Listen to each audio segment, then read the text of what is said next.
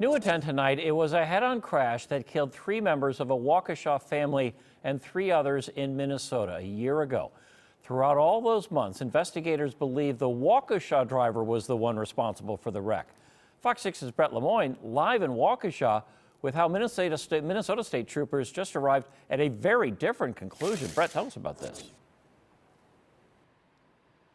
Yeah, this is a very sad and surprising story, Ted. Investigators say the Eagle family was traveling to a family funeral when this crash occurred. The driver was a nurse in this community for 20 years. At first, investigators thought she caused the crash. Now we know she was a victim.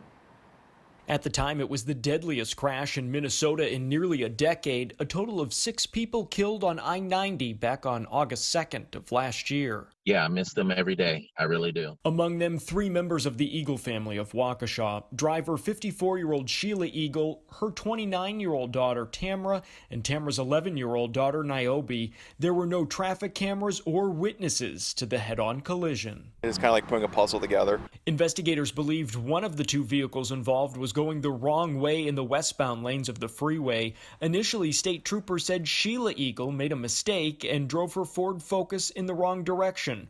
For a year, Sheila's partner, TYREACE Brown Sr., refused to believe it. They've driven that route before, and there was no doubt in my mind that they weren't the party at fault. After combing through cell phone records, Brown's convictions were proven true. I was able to follow their path through timestamps. Using Eagle's cell phone and following pings on interstate towers, investigators concluded the driver of the other vehicle, Christopher Peterson from southern Minnesota, was in fact at fault.